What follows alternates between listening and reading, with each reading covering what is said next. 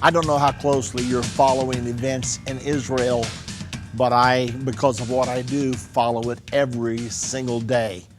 And as I am thinking about Benjamin Netanyahu, the Prime Minister of Israel, and all the complex things that he's having to deal with right now, I found myself wondering how the world really looks through the eyes of Benjamin Netanyahu.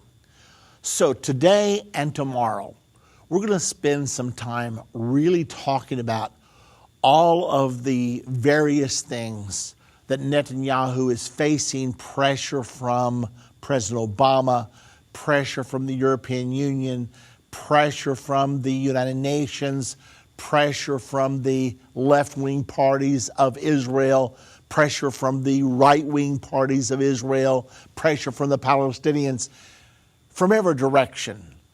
And I was just trying to imagine, okay, if I were Benjamin Netanyahu, what would I be thinking right now? What do I want to do? What can I do? What must I do?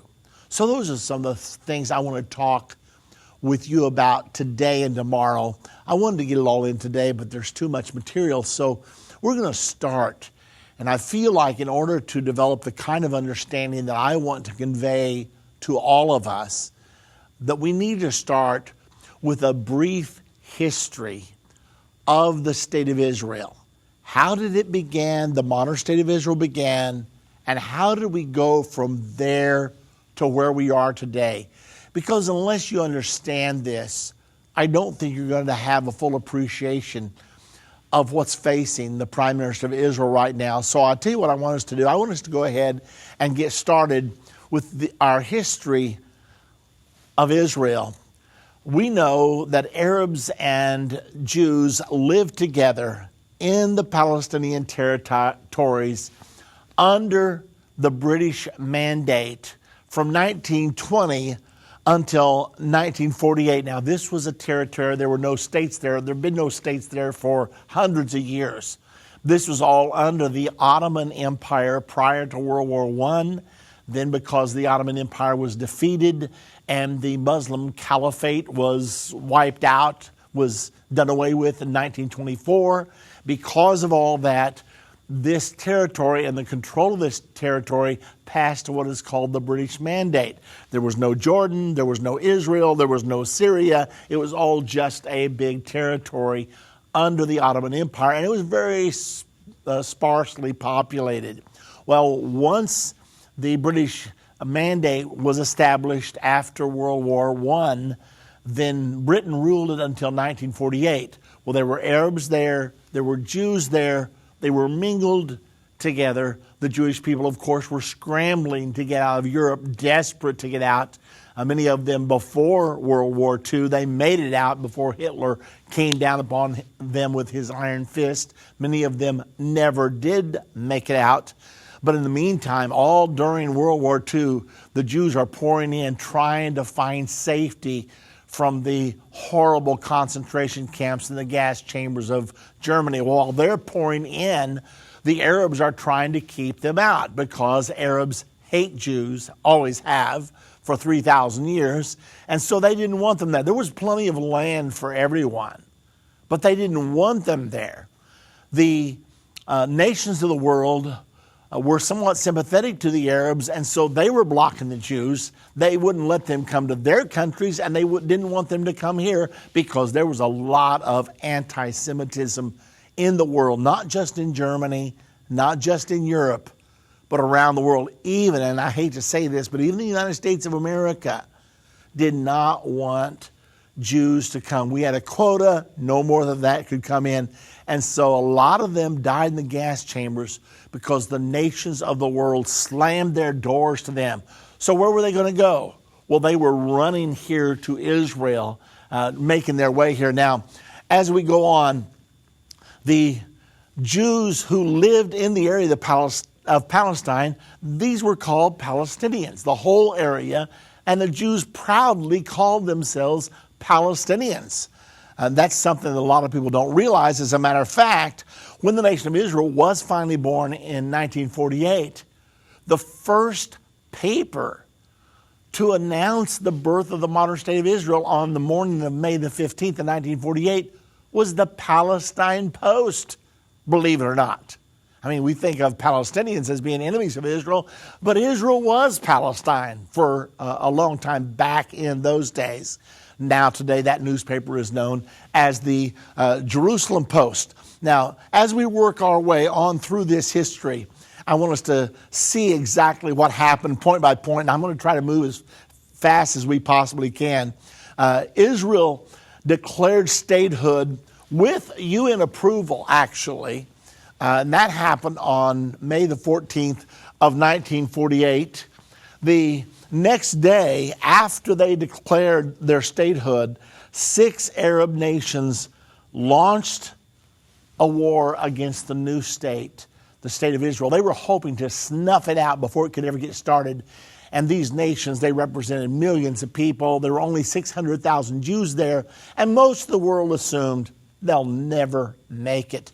However, that's not the way it turned out. Okay, now let's continue on. Now, during this war, the War of Independence back in 1948, Jordanian troops came pouring across the Jordan River to try to snuff out the newborn Jewish state. And they came over and occupied the West Bank. So they became an occupying power. Up till now, it was under the British mandate, and then the British mandate had turned it over to the United Nations on May the 14th of 1948, and that's the reason that Israel declared her independence that day, is because there was no one in charge now. And so they moved, and the United Nations already had voted on November the 29th of 1947 to create 2 states, an Israeli state and a Palestinian state. The Palestinians said, no, thank you. And again, I should say the Arabs said, because the Jews were Palestinians, but the Arabs at that time living there said, no, thank you. We don't want it. The Jews were glad to get a state because this was the first time in 2,000 years they had a home to call their own. They had been sifted through the nations for the last 2,000 years. Now they had a homeland. But immediately upon receiving their homeland, they were threatened.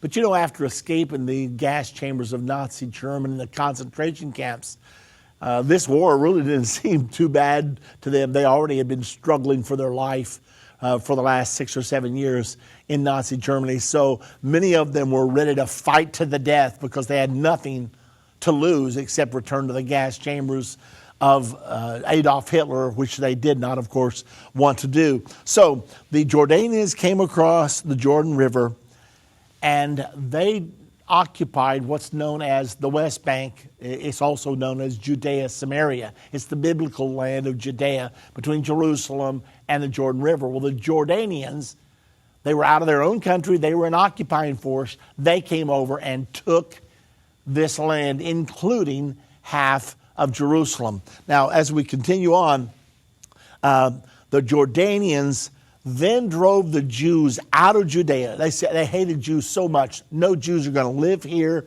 They drove them out. They destroyed every one of their synagogues except for one, which they did retain. And also during this time, the Jews were not even allowed to visit the West Bank, including they were not allowed to go to the Temple Mount, where their first temple had stood, their second temple had stood. They weren't allowed there at all.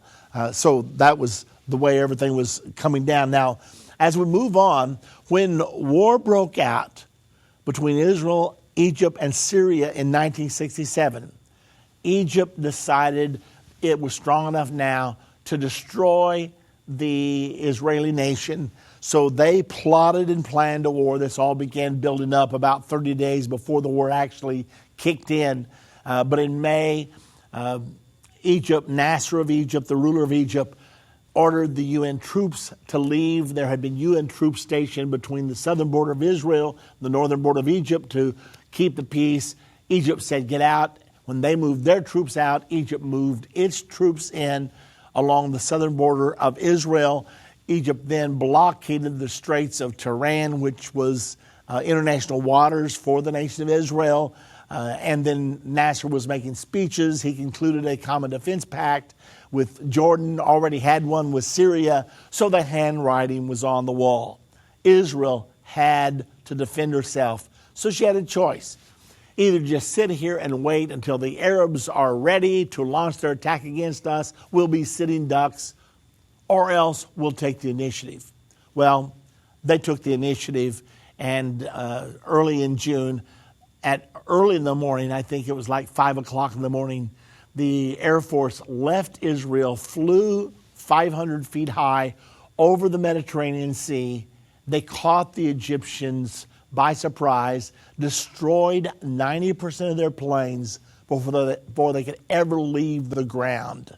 And that's the way the war began.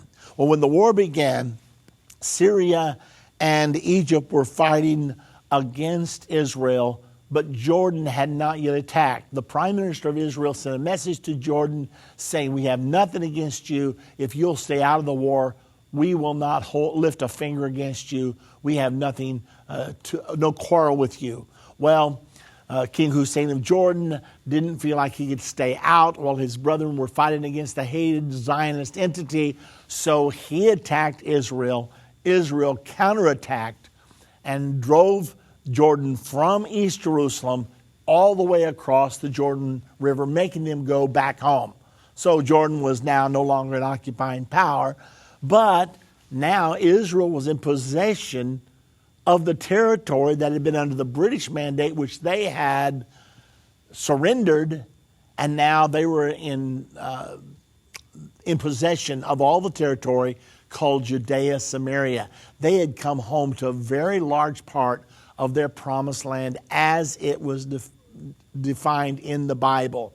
So as we continued, as the war had broken out and continued, Israel counterattacked. They took possession of the territory, and they also took possession of the Temple Mount, the first time that they had possessed the Temple Mount in the last 2,000 years. Now, Israel has possessed this area of Judea, Samaria, since 1967 until this very day. Now, when we get back from our break, we will continue, because I want you to understand, how do we get to where we are today? Exactly how's all this, because that's going to determine what Israel thinks, what Netanyahu thinks. The world through the eyes of Benjamin Netanyahu, that's our subject today.